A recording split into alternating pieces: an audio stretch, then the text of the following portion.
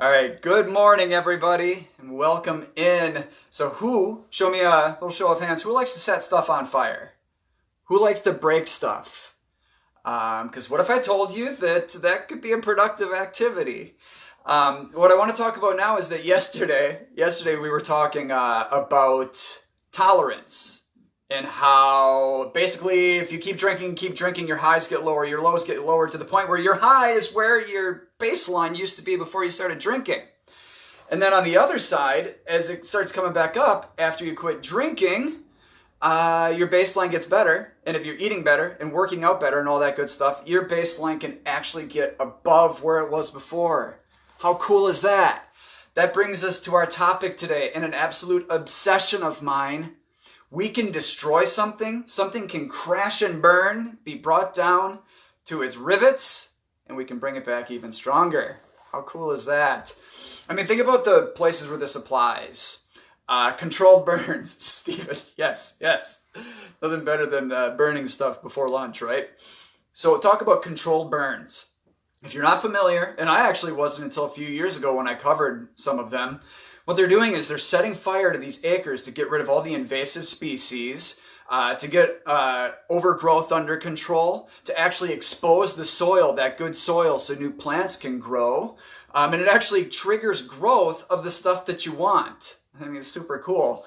Other instances, we tear down buildings. People always wonder, why are you going to spend $200,000 to tear down this derelict building? Well, we're going to tear down that derelict building so we can build something bigger. We're going to look back at what we did wrong with that building, how it became a blighted property, and we're going to build the next one better. Then we're going to find a great way to use it. In theory, that's how government works. So, moving on. I am who I am today because of the fact that I crashed and burned.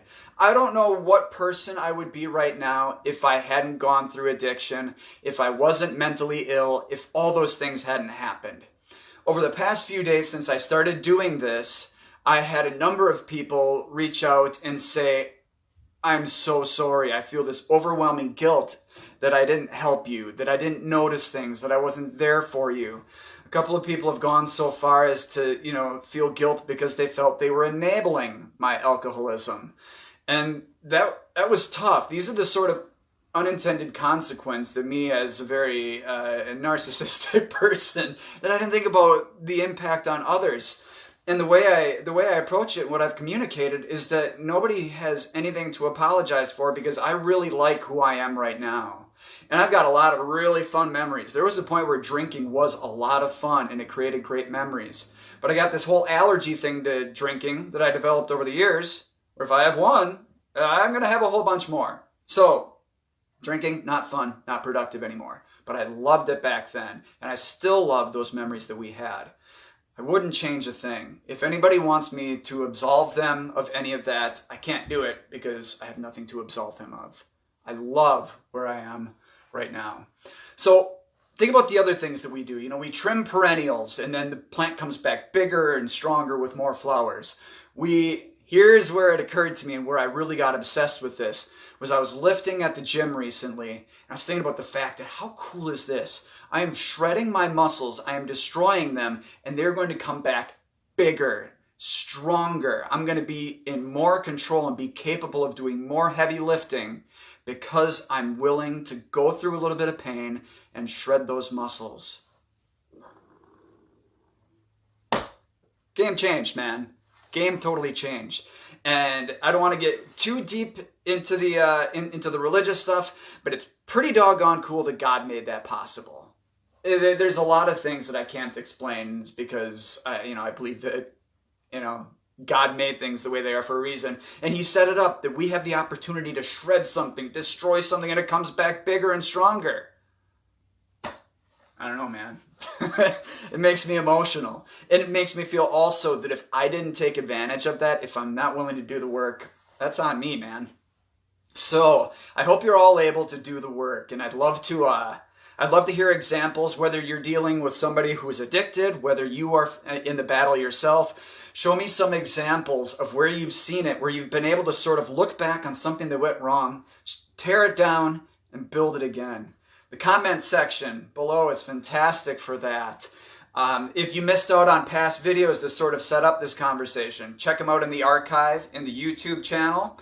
As always, I'm going to be sharing more information on the Facebook page, but please subscribe to the blog as well on my website. That's 40,000steps.wordpress.com. On there, I am sharing anecdotes and excerpts from the upcoming memoir. Very exciting stuff.